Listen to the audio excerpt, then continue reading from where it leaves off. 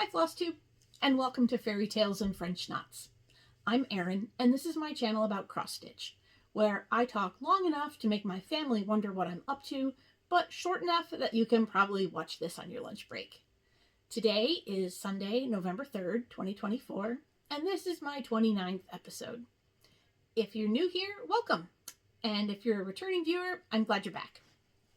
So, what have I been up to other than setting my clocks back because daylight savings time ended? I really hate this time of year. I love fall, don't get me wrong, but the clock changing in the fall is just not a happy thing for me.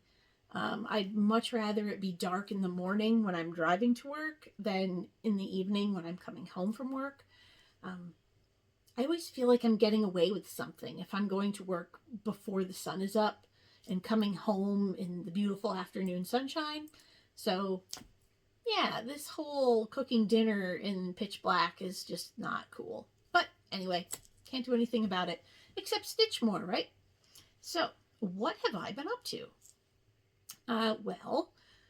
You may have noticed that a week or two ago, I put out a very short video of how I made a little pincushion, and I called it Just a Quickie.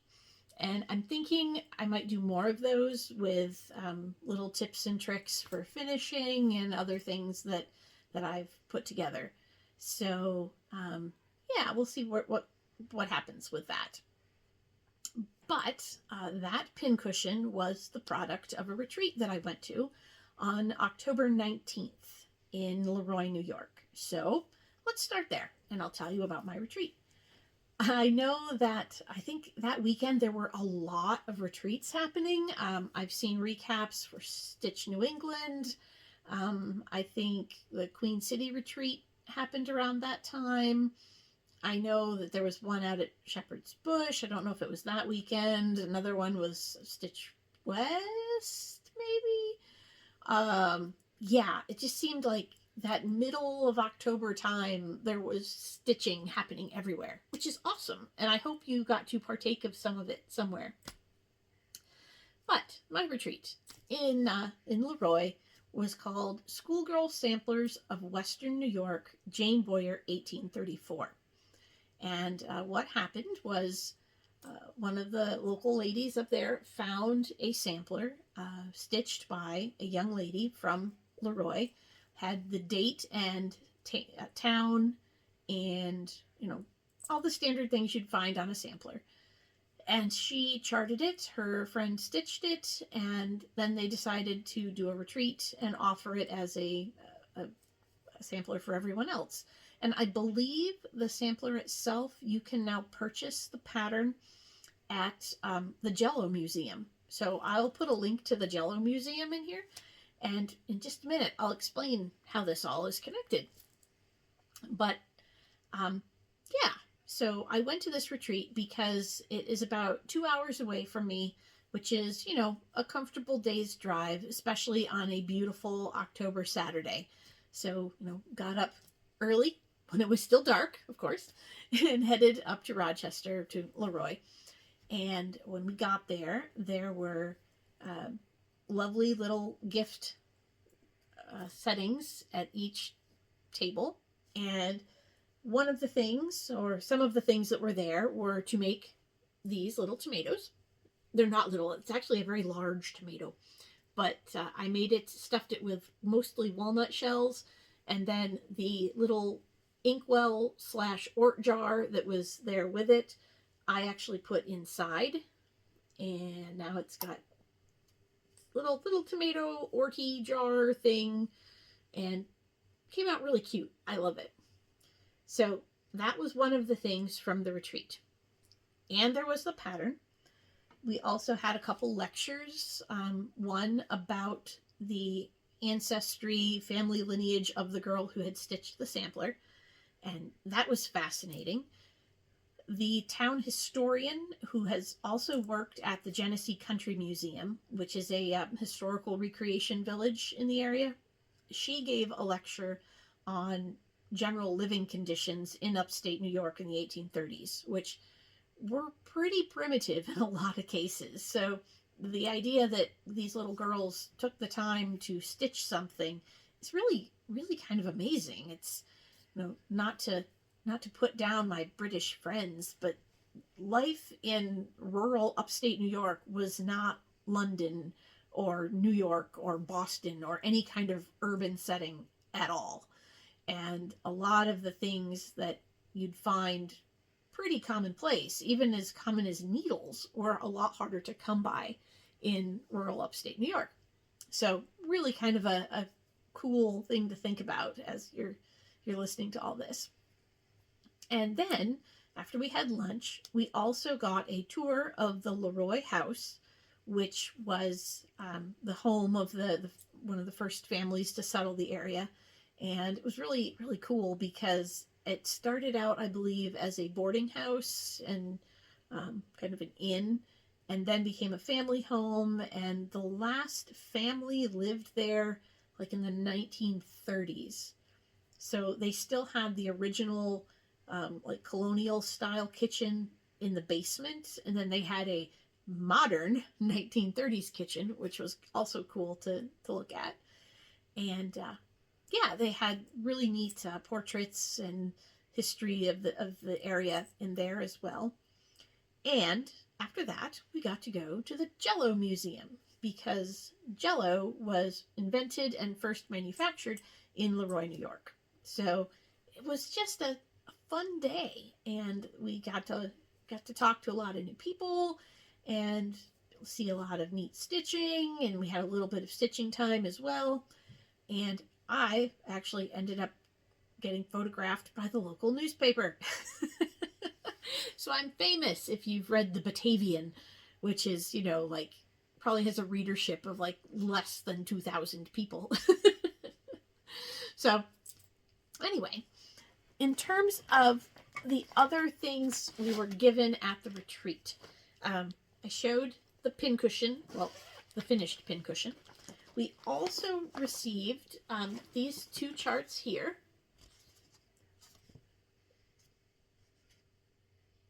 And it says, 7-year-old Jane Boyer came to Leroy from New York City in early 1831. She and her mother and some of her siblings moved to the house at the corner of East Main and North Streets. Said the house was built in 1822, but the style is unknown since it was fully remodeled in 1850 by another owner into the Gothic Revival cottage that it is today.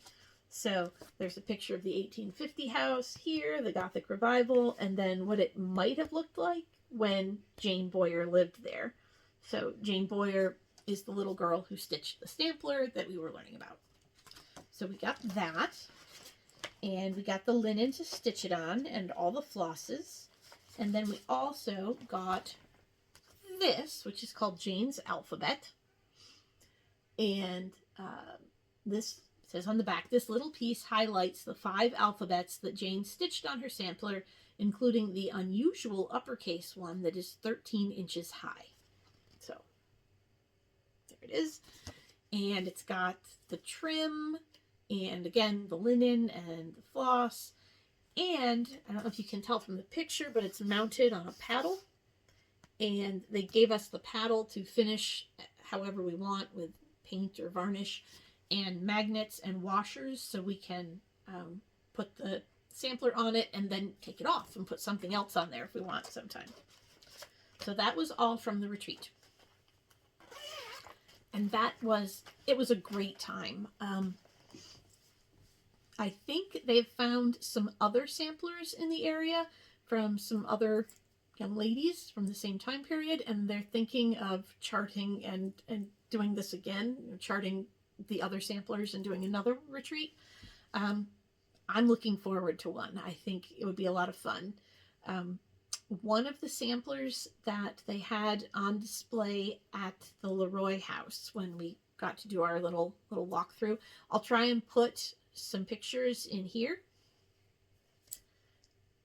One of the ones that they showed, hopefully I managed to make it pop up there, was, I believe her name was Rebecca Parrott, and that's P-E-R-I-T, not P-A-R-R-O-T.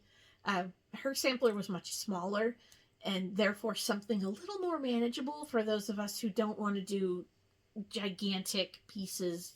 Even on 40 count, the Jane Boyer sampler is huge, and it has over 1.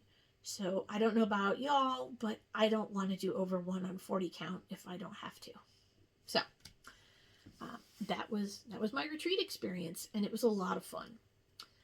So now let's go on to talk about some finishes.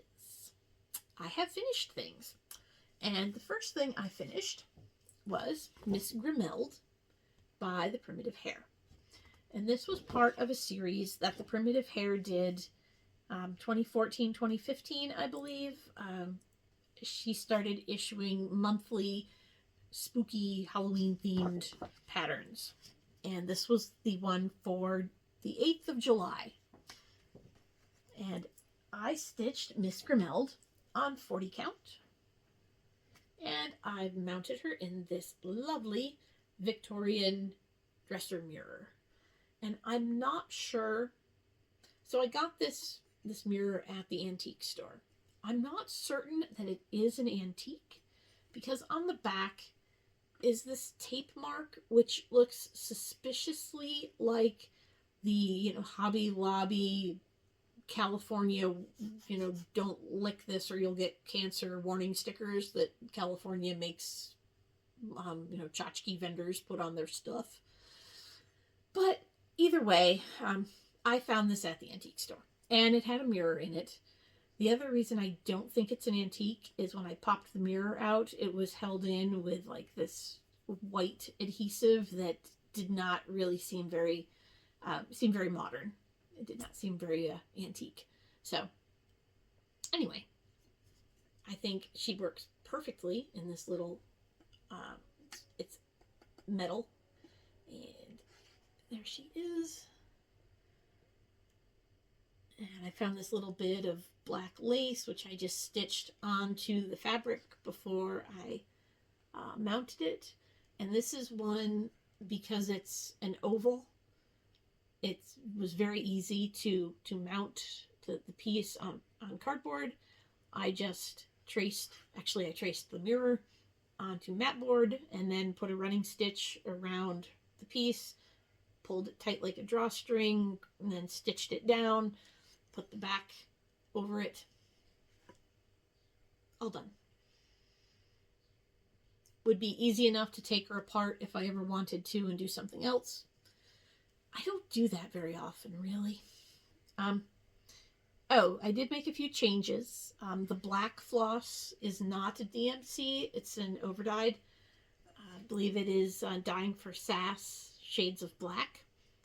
And the pattern used the skin tone for the hat band, but that seemed weird to me the more I looked at it, so I used the dress color for the hat band. So there she is, all done. And the other finish I had was a primitive needle piece. And I know on Cross Stitch the Globe, they were talking about in their most expensive patterns episode, the primitive needle came up. Lisa Roswell, who was the designer behind the primitive needle, passed away very tragically in a flood incident. I believe it was 2013.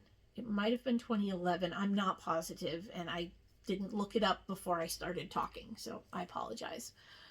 But either way, her family, her estate, decided not to re-release her patterns, and that is completely up to them. I support family decision making all the way. So, yeah, her patterns are out of production and probably will never be printed again. I'm also sad about that because her patterns are beautiful. So I'm going to show off my finish.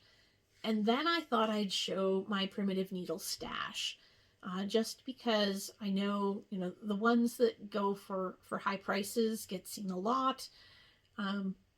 I think some of the ones that are not as sought after are just as cool. So I'm just going to show you what I've got. But here is Of Female Arts, which is the one I just finished. There it is, all done. And here is the charted picture. As you can see, of course, as always, I made changes. In the pattern, the picture is stitched in Soie d'Alger 3735. Does not have a name for that color, but from the picture, it looks to be kind of a olive khaki green shade. And I stitched mine with Victorian Motto blue-green blend. I stitched the acorn in brown.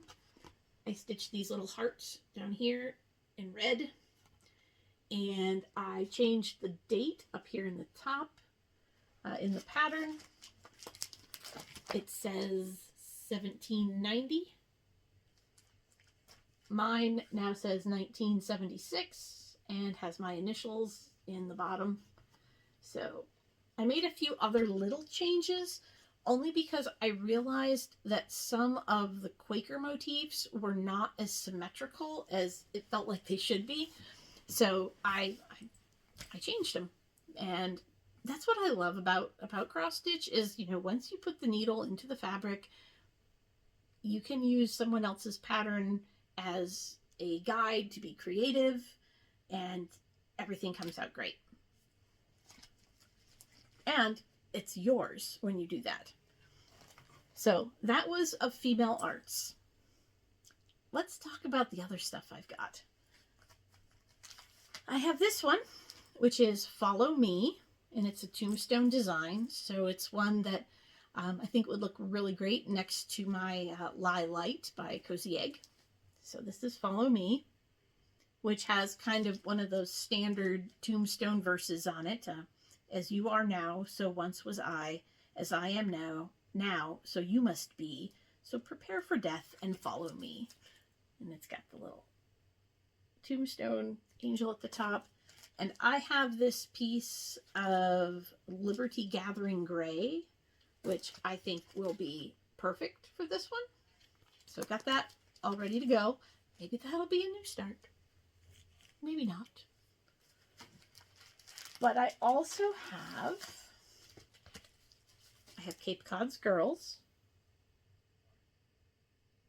which is Cape Cod's Girls, they have no combs. They comb their hair with codfish bones. And it's got the little kind of creepy mermaid at the bottom. So I have that one. I have, and this one is very hard to come by, the Dampy Sod. Yet another tombstone verse that says, the cold beneath the dampy sod, thy limbs in peaceful slumber lie. Thy spirit seeks a gracious God and flits its passage through the sky. So, I don't like a lot of religious verses, but that one tickled my fancy. Sorry, Pam, I stole your line. I have Earth Sampler. And I found out recently that there is one called Yule Sampler, you know, Christmas themed. And everybody looks for Lisa's, you know, either tombstone or creepy Halloween kind of designs. But Earth Sampler and Yule Sampler both make me smile. This one, I really like the little beehive and the little whale. I just think they're cute. And the Yule Sampler has a little mouse on it that just makes me laugh. I don't have the Yule Sampler. This one, the Primitive Needle Moon Witch, is actually a freebie. So this is a printout of it, but I think you can find it for free it's on the internet. I've seen it in a couple places, but if you find that one on Pinterest and a link to it, that's legitimately free. And then I do have Tombstone Spots, which I know Cozy Egg just finished. So there's Tombstone Spots. And that one is pretty hard to come by. And just recently, very recently, I came across, and this, I guess this is where I cross over into stash building, stash acquisitions. I found Sampler Sisters of the Thread. And I got it in one of the stash unload groups, fully kitted. And no, it was not inexpensive, but it was not overly priced either. I just think this is cute. I love little weird people. I think I've talked about that before. This one has in the center, there's the little ladies with their scissors and needles, and one on the horse. And then the verse says, Sampler Sisters of the Thread, ancient spirits, hear us now, peace and love we do avow. And then down at the bottom, there's yet another alphabet that looks a little bit like a tombstone with an angel at the bottom again. And I'm looking at the letters in that, and they seem really random. So maybe they're like family initials, so that's another place to make some changes. So, yeah. So, that's my primitive needle stash. So, thank you for letting me share.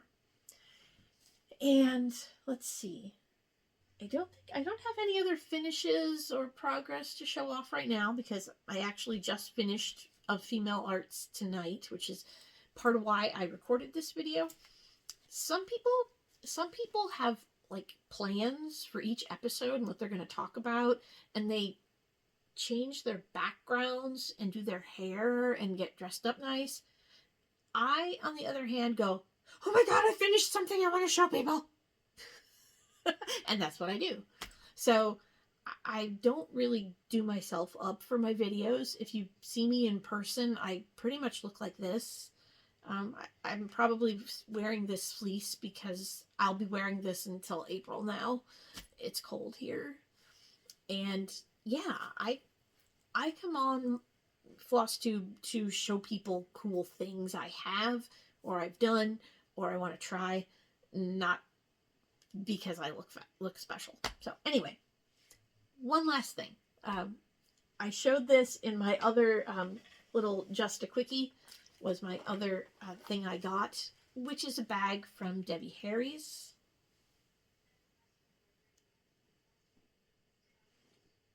It's the Lavender and Lace Santa.